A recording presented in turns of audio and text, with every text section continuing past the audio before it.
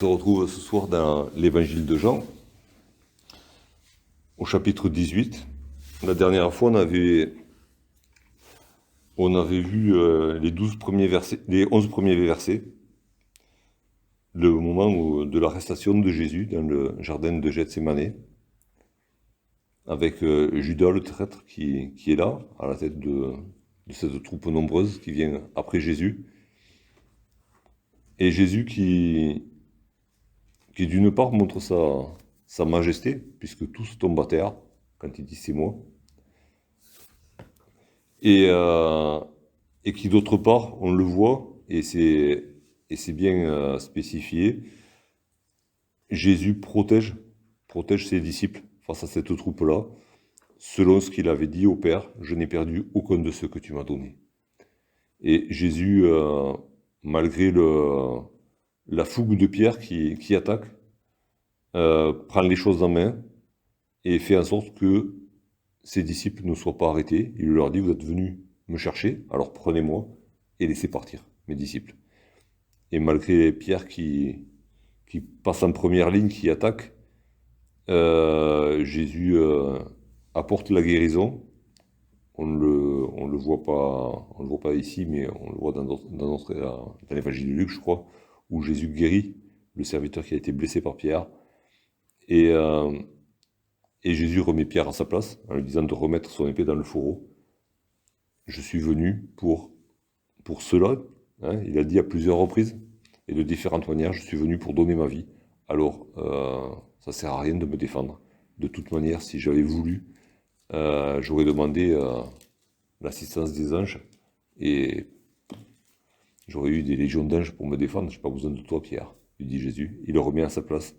Et en faisant cela aussi, il le protège des éventuelles représailles qu'il aurait pu y avoir. Je vous propose de lire la suite. Alors, vous connaissez un petit peu, vous connaissez forcément la suite de l'histoire. Et du coup, pendant un petit moment, on se retrouve avec on va dire deux histoires parallèles, hein. D'un côté, Jésus qui comparaît devant le Sanhédrin, et de l'autre côté, Pierre qui est dans la cour et à qui il arrive quelques bricoles. Du coup, je vous propose de rester sur Jésus. Hein, donc, on sautera l'épisode où il est question de Pierre. Donc, on va lire des versets 12 à 14, et puis du verset 19 au verset 24.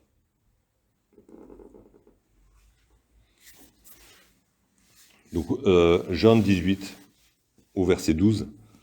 La cohorte, le tribun et les huissiers des Juifs se saisirent alors de Jésus et le lièrent. Ils l'amenèrent d'abord chez Anne, car il était le beau-père de Caïphe, qui était souverain sacrificateur cette année-là. Et Caïphe était celui qui avait donné ce conseil aux Juifs. Il est avantageux qu'un seul homme meure pour le peuple. Et puis on saute au verset 19. Le souverain sacrificateur interrogea Jésus sur ses disciples et sur sa doctrine. Jésus lui répondit, « J'ai parlé ouvertement au monde. J'ai toujours enseigné dans la synagogue et dans le temple, où tous les Juifs s'assemblent, et je n'ai rien dit en secret. Pourquoi m'interroges-tu ? Interroge sur ce que je leur ai dit, ceux qui m'ont entendu.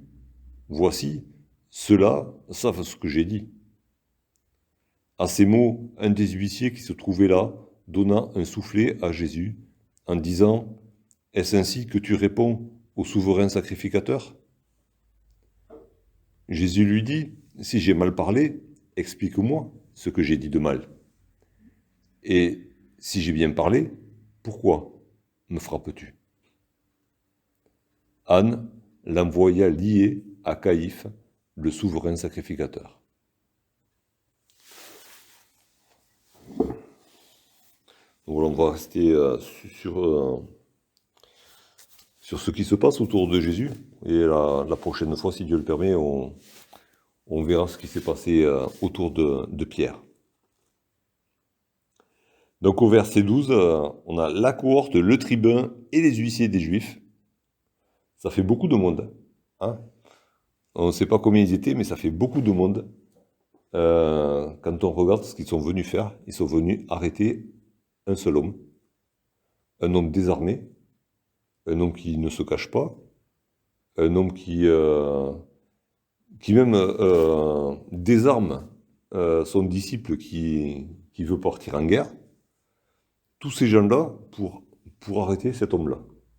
Un homme qui n'a jamais fait de violence, qu'ils auraient pu arrêter n'importe quand, et ils envoient toute cette troupe pour l'arrêter. Mais alors voilà, c'est un homme complètement désarmé et qui en plus le dit à Pierre, je suis venu pour me faire arrêter.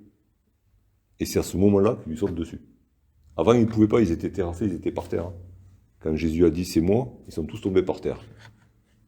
Et là, du moment où Jésus a dit à Pierre ne boirai-je pas la coupe que le Père m'a donnée à boire, paf, ils se jettent tous sur lui.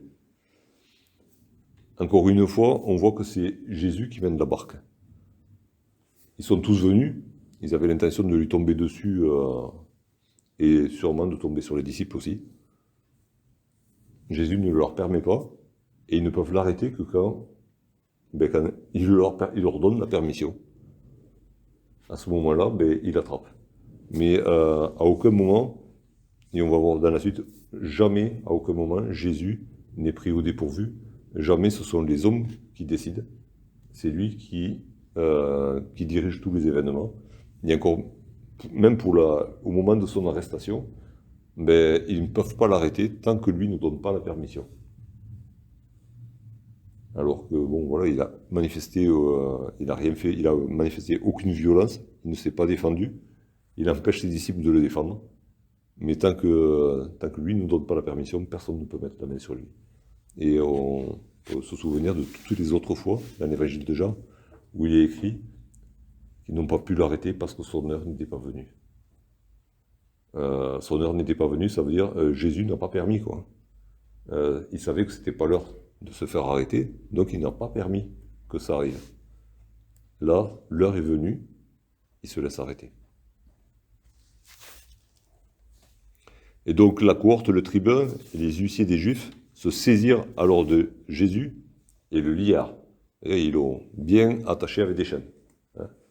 C'est pas que des fois qu'il essaierait de s'échapper, c'est juste pas possible. Hein. Ils sont toute une troupe autour, même en mettant la main sur l'épaule et un de chaque côté, il ne pouvait plus s'échapper, quoi. Donc il attache, mais bien comme il faut. Vraiment un prisonnier qui craignent vraiment qu'il s'échappe. Et ils l'amenèrent chez Anne. Et il dit car il était le beau-père de Caïphe, qui était souverain sacrificateur cette année-là. Donc on y reviendra un petit peu à la fin, cette succession de souverains sacrificateurs. Mais voilà, là, à partir de là, ça commence on va dire le parcours de Jésus. Et on va voir, Jésus, il amène d'abord chez Anne. Anne, on l'a lu, l'enverra chez Caïphe. De chez Caïphe, ils vont l'envoyer chez Pilate. Pilate va l'envoyer à Hérode. Hérode va le renvoyer à Pilate. Enfin, on voit Alors tout le monde veut se débarrasser de Jésus. Mais une fois qu'ils l'ont attrapé, ils ne savent plus quoi en faire. Ils sont bien embêtés avec Jésus. Jésus dérange.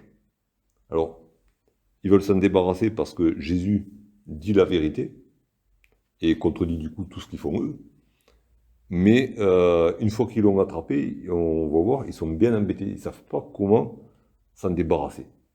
Et on verra alors, Anne, il n'en tirera rien, Caïphe n'en tirera rien pour l'accuser. Pilate, il sera bien embêté quand il va recevoir les Juifs qui lui amènent Jésus. Du coup, il va trouver une solution, il va croire qu'il va trouver une solution, il dit, oh, on va l'envoyer à Hérode. Et Hérode, lui, qu'est-ce que tu veux que je fasse avec eux? Allez, bravo, renvoie-eux à Pilate, et finalement, c'est qui va décider? C'est la foule qui va décider, chauffée par les pharisiens, la foule va décider. Mais personne n'ose décider quoi que ce soit contre Jésus. Parce que tout le monde sait qu'il est innocent. Et personne n'a rien à lui reprocher. Rien de rien. Il dérange tout le monde, mais personne n'a rien à lui reprocher. Et là, ça commence comme ça, ben, la troupe, bon, elle obéit aux ordres, il l'amène chez Anne. Et Anne, donc le beau-père de Caïphe, et Caïphe, il avait déjà été question, hein, on l'avait lu dans Jean 11, au verset 50, on peut y retourner.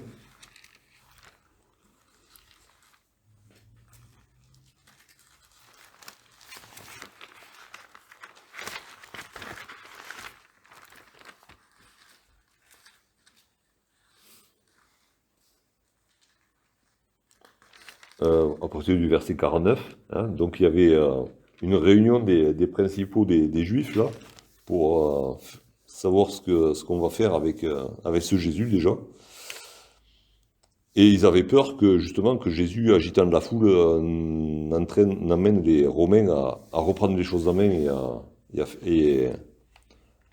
et à attaquer le temple et toute la nation. Donc, l'un d'eux, Caïphe, qui était souverain sacrificateur cette année-là, leur dit, « Vous n'y comprenez rien. Vous ne réfléchissez pas qu'il est dans votre intérêt qu'un seul homme meure pour le peuple, et que la nation entière ne périsse pas. Or, il ne dit pas cela de lui-même, mais étant souverain sacrificateur cette année-là, il prophétisa que Jésus devait mourir pour la nation. »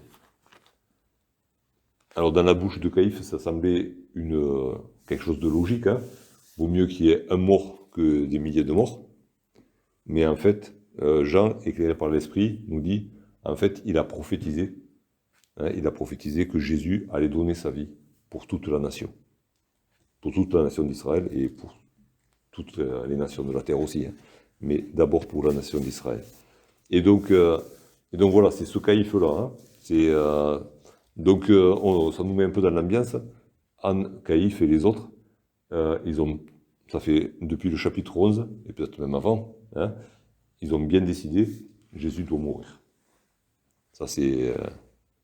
pourquoi on va le tuer, on ne sait pas encore. Quel sera le chef d'accusation, on ne sait pas encore. Mais il doit mourir. On va en trouver un. On va trouver un prétexte pour le faire mourir. Et donc, au verset 19, dans le souverain sacrificateur. Alors, c'est un peu compliqué cette histoire. Tout le monde s'appelle souverain sacrificateur. On verra un peu à la fin. Mais il y a Anne qui est souverain sacrificateur, il y a Caïphe qui est souverain sacrificateur. Il y a des souverains sacrificateurs de partout. C'est pas clair comme situation. Hein. Je vous laisse un peu dans le jus, là, cette situation qui n'est pas claire. Mais voilà, le souverain sacrificateur, donc c'est Anne, interrogea Jésus sur ses disciples et sur sa doctrine. Donc, commence l'interrogatoire. Un interrogatoire. Jésus en connaîtra plusieurs, hein, d'interrogatoires. Et donc, Jean, il s'intéresse à sa doctrine et à ses disciples. Ben Jésus leur dira après, hein, vous savez tout de moi, hein, mes disciples, vous les connaissez. D'ailleurs, tout le monde les connaissait. Hein, et on va voir ce qui arrive à Pierre, c'est qu'il est reconnu comme étant un des disciples de Jésus. Donc tout le monde connaissait les disciples de Jésus. Et la doctrine de Jésus, ben, tout le monde l'avait entendu, quoi. Mais voilà, on recommence l'interrogatoire.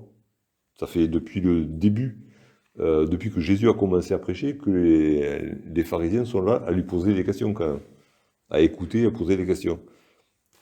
Au bout de 3 ans, ils en sont toujours au même point, ils reposent toujours les mêmes questions. Ils ont avancé sur rien, ils ont rien voulu comprendre. Et du coup, pour avoir un semblant de légitimité avant de le mettre à mort, ben, ils reposent les mêmes questions. Ils n'en ont pas d'autres à poser. Parce que de toute manière, ils ne peuvent pas l'accuser de quoi que ce soit. S'il y avait eu un seul point de la loi où ils auraient pu attraper Jésus, ben, ils l'auraient fait. Mais non, ils ne pouvaient pas lui intenter un procès sur un point de la loi. Jésus avait tout accompli selon la loi. Rien à faire. Alors, faute de mieux, il relance le débat sur la doctrine et sur ses disciples.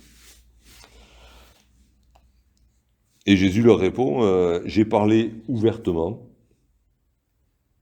au monde. C'est-à-dire vraiment à tout le monde, quoi. Pas... Et c'était public. Hein. J'ai parlé ouvertement en public. J'ai toujours enseigné dans la synagogue et dans le temple, où tous les juifs s'assemblent. Donc, vous, les dirigeants des juifs, vous étiez là, dans le temple, vous étiez là dans vos synagogues, quand j'ai enseigné. Et je n'ai rien dit en secret. Alors, Jésus aurait pu donner un enseignement au temple et dans les synagogues, et un enseignement complémentaire à ses disciples. Quelque chose de différent. Quand on dit des évangiles, on voit que Jésus a dit, n'a pas... Alors oui, il y a des choses qu'il a dit qu'à ses disciples. Il y a des paraboles qu'il a expliquées uniquement à ses disciples. Mais le fond de son enseignement, c'est toujours le même. Jésus n'a rien dit en secret.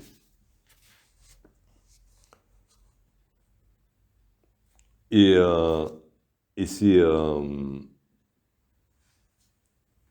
quand on a un débat avec quelqu'un, au sujet des évangiles par exemple, au sujet de la foi, au sujet, on va dire, de la religion chrétienne, hein, si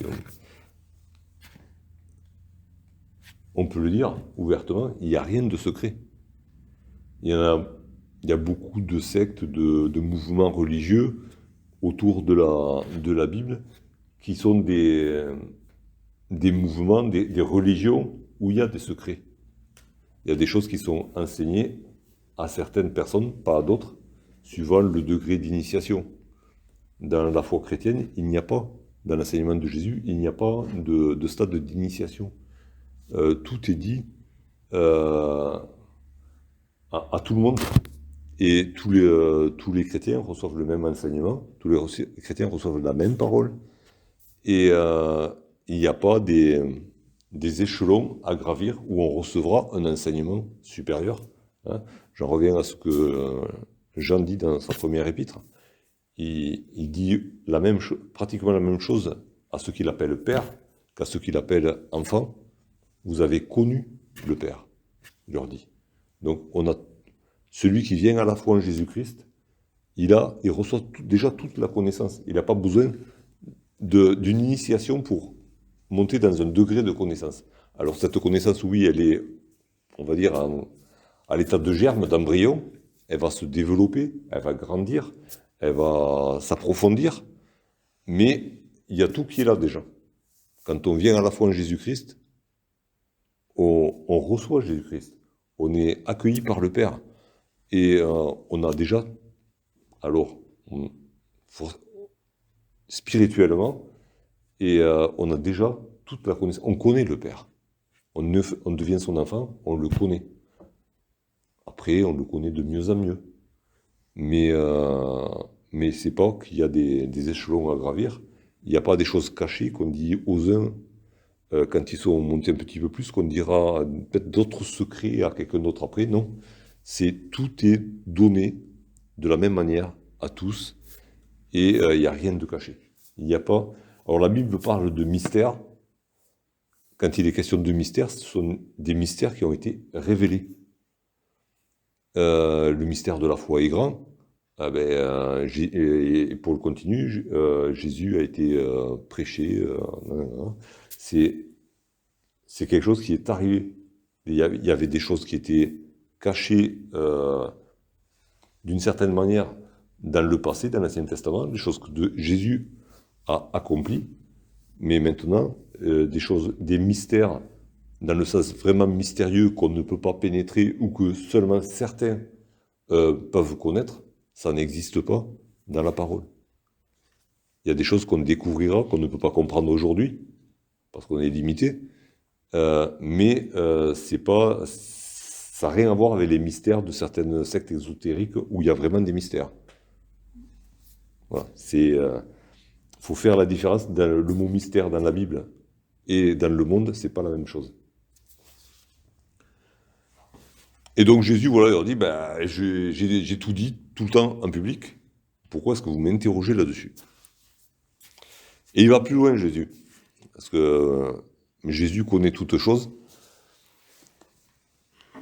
Et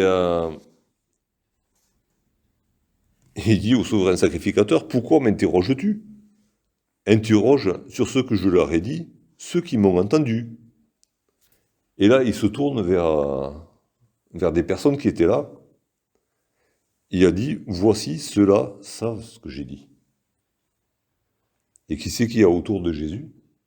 Ben, il y a les huissiers. Hein. Il y en a un qui va lui mettre une claque. Et ces mêmes huissiers, on les avait déjà vus au chapitre 7. Dans Jean 7.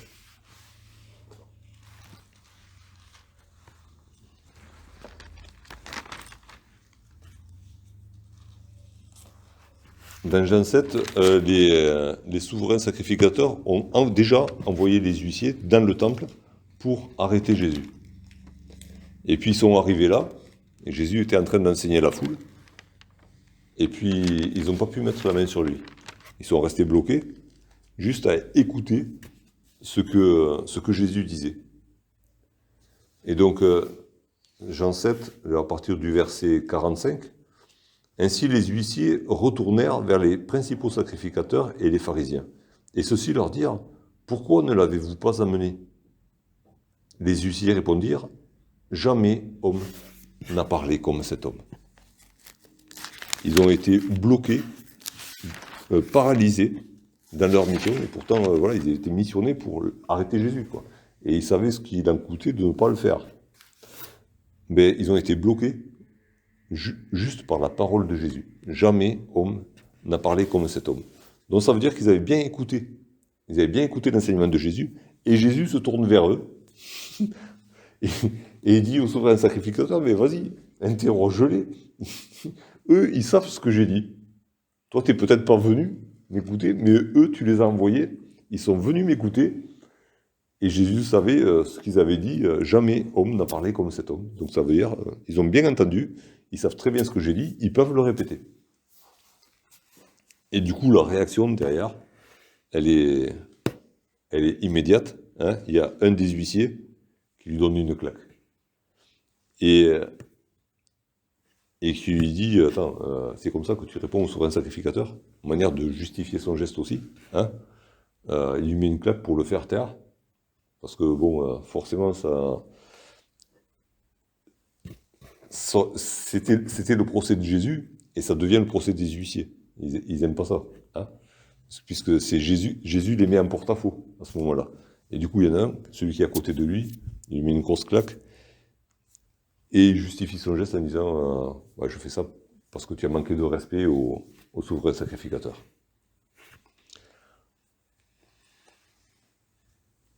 Déjà, le soufflet, hein, le soufflet, c'est une claque, hein, voilà, une baffe, une gifle. Voilà, le soufflet, c'est un mot déjà qui est un peu ancien dans le français. C'est pas tous les jours. On prend plus de claques que de soufflets de nos jours. Mais l'idée, c'est quand même la même. C'est un geste d'humiliation. Ça se retrouve encore aujourd'hui dans les milieux un peu violents. Si on a affaire à quelqu'un qu'on estime être un homme, on y va à coup de poing. Hein? Quand c'est quelqu'un qu'on méprise, quelqu'un qu'on considère comme un enfant, comme quelqu'un d'inférieur, on lui met une claque devant tout le monde. C'est quelque chose qui a traversé les siècles. Hein. C'était sûrement comme ça déjà au fond de l'Antiquité. La claque, c'était pour les enfants, pour les êtres inférieurs, pour ceux qu'on méprise.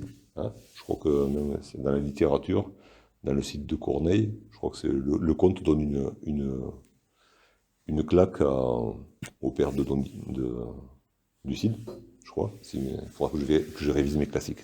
Ouais, mais c'est une claque qu'il lui donne. C'est une manière de lui dire je suis plus fort que toi, je te méprise et tu ne pourras pas me la rendre, de toute manière.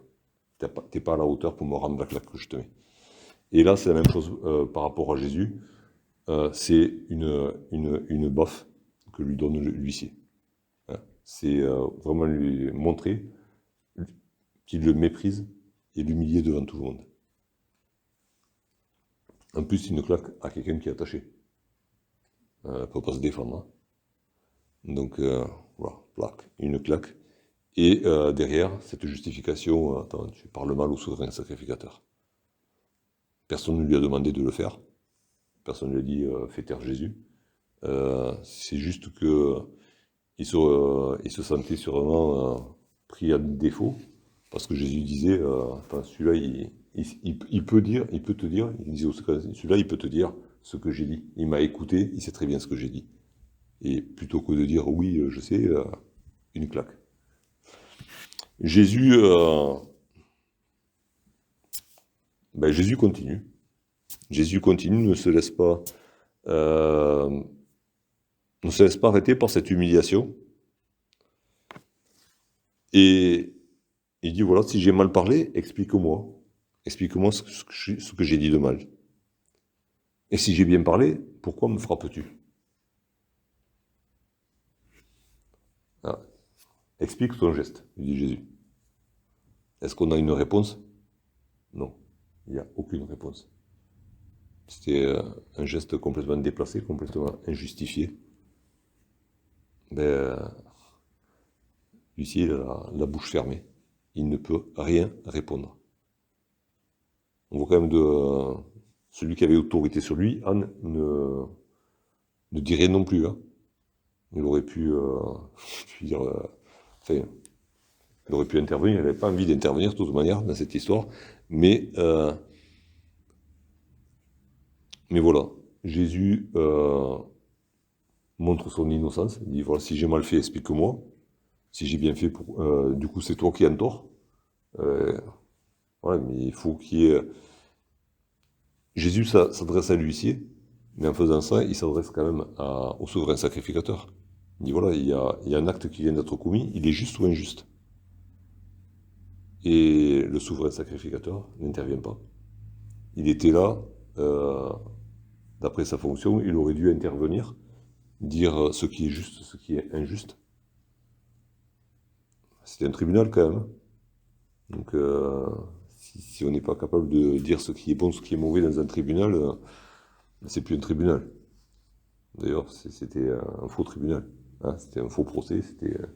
Mais voilà, ça montre vraiment l'injustice de ce tribunal. C'est qu'un acte est commis en plein interrogatoire, un acte de violence, et personne n'est capable d'intervenir et de dire s'il fallait faire ça ou ne pas le faire. Et du coup, de trancher entre Jésus et cet huissier. Qui est-ce qui est juste, qui est-ce qui est injuste? Quand on arrive à des extrémités pareilles, hein, quelqu'un qui frappe sans raison, un homme qui est attaché et qui répond, qui dit la vérité, on voit le niveau d'injustice du tribunal en question. Après, nous aussi, voilà, ça nous reprend aussi, on est peut-être témoin de choses injustes, des fois. On est censé apporter la lumière. À un moment donné, il faut prendre position des fois. Il y a des fois où on ne peut pas garder le silence et se faire complice de l'injustice non plus. Mais voilà, le souverain sacrificateur, lui, il avait choisi son camp de toute manière. Tous là avaient choisi leur camp. Ils étaient contre Jésus. Et du coup, ils ne pouvaient pas condamner l'huissier. C'était réglé.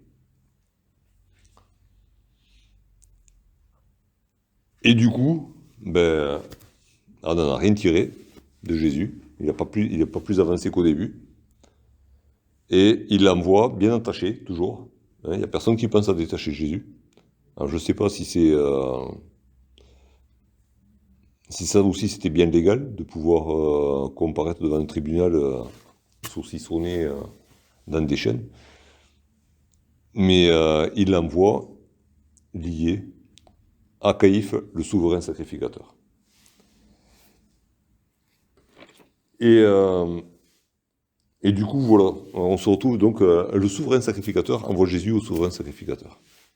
En principe, dans la loi de Moïse, il y avait un souverain sacrificateur. C'est quoi cette histoire de souverain sacrificateur qui se télescope là? Mais en fait, c'est que peut-être aucun des deux n'aurait dû être souverain sacrificateur. Parce que les souverains sacrificateurs, c'était les descendants d'Aaron, puis d'Éléazar, de père en fils. Ils devaient être souverains sacrificateurs. Le fils aîné du souverain sacrificateur devenait souverain sacrificateur. Qu'est-ce qui s'est passé en Israël à ce moment-là? Ben, c'était les Romains qui commandaient.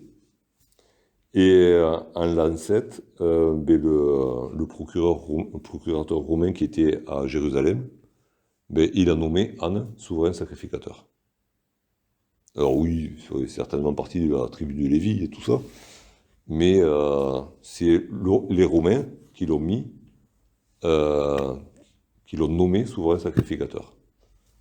Du coup, ça veut dire que la loi que Dieu avait donnée a été carrément mise de côté, quoi. C'était pas selon la loi de Dieu que cet homme-là était devenu souverain sacrificateur. Et puis, au bout d'un certain temps, cet homme-là a fatigué les Romains, ben, ils l'ont destitué. Et il y en a eu plusieurs. Et puis, au bout d'un certain temps, ça a été son beau-fils, Caïphe, qui a été nommé à son tour, en l'an 18 et jusqu'en l'an 36, souverain sacrificateur. Donc voilà, c'était les Romains qui faisaient la pluie et le beau temps, qui s'étaient ingérés dans les affaires religieuses des Juifs aussi. Et ces hommes-là, ben, ils étaient censés, enfin voilà, ils étaient nommés par les Romains avec un titre qui faisait référence à la loi de Dieu, mais c'était complètement illégal. Parce que si, en admettant que Anne était légitimement souverain sacrificateur, c'est pas son beau-fils qui aurait dû être souverain sacrificateur, c'était son fils. Donc, c'était tout marchait à l'envers, alors que tout au long de la vie de Jésus, ces gens-là sont venus l'interroger au sujet de la loi, ils se sont présentés à Jésus comme étant les garants de la loi, les disciples de Moïse. Et en fait, rien de tout ça. Ils étaient à ce poste-là parce que les Romains les avaient mis là. Mais c'était pas du tout dans le respect de la loi de Moïse. Hein. Rien du tout. Et alors, je sais pas, s'il y avait eu une résistance, on va dire, aux Romains, bah, ils auraient pu peut-être occuper le poste officiellement, et puis il y aurait eu le souverain sacrificateur, le vrai, quelque part. Mais ben non, il n'y avait pas de vrai souverain sacrificateur. Et en fait, le vrai souverain sacrificateur, il était devant nous, c'était Jésus. Lui, c'était le vrai souverain sacrificateur qui venait là pour offrir le vrai sacrifice. Et tous les autres, c'était des pantins. C'était des hommes de paille. Ils étaient à la solde des Romains, alors que ils faisaient ceux qui défendaient l'héritage de Moïse, rien de tout ça. C'était des pantins. Et le vrai souverain sacrificateur, il était là, attaché devant eux. Ça en dit long sur l'état spirituel de ces hommes-là. Alors, à nous aussi d'être vigilants, hein, parce que voilà, il y a cet avertissement dans le livre de l'Apocalypse, un avertissement qui est donné à une église et non pas au monde. Je me tiens à la porte et je frappe. Si quelqu'un entend, il ouvre la porte, j'entrerai. C'est Jésus qui parle. Il a été mis dehors de l'église. Et là, le souverain sacrificateur, le seul vrai souverain sacrificateur, ben, il était mis en accusation. Il était attaché, il était méprisé, il était humilié. Et en face, il y avait des faux souverains sacrificateurs. Alors, à nous de faire attention qu'il n'y ait pas des faux Jésus dans l'Église, hein, ou des gens qui prennent la place de Jésus.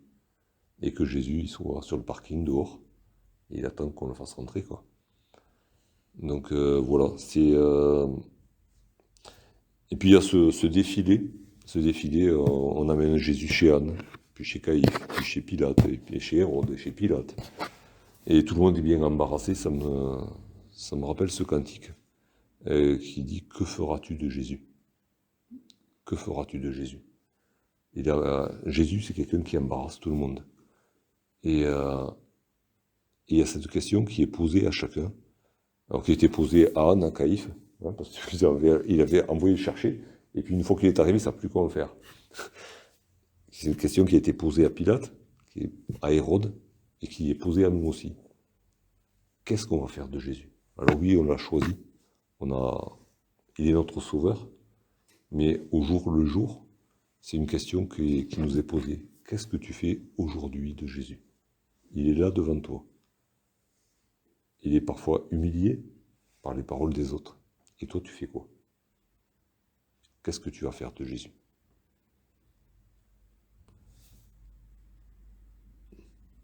J'espère que la réponse est claire et nette pour chacun de nous. Il est notre Seigneur, il est notre Sauveur, il est notre Roi. Et il reste toujours à cette place-là. Et il n'y a rien qui va le faire descendre de cette place-là. J'espère que c'est la réponse de chacun, pour toujours. Amen.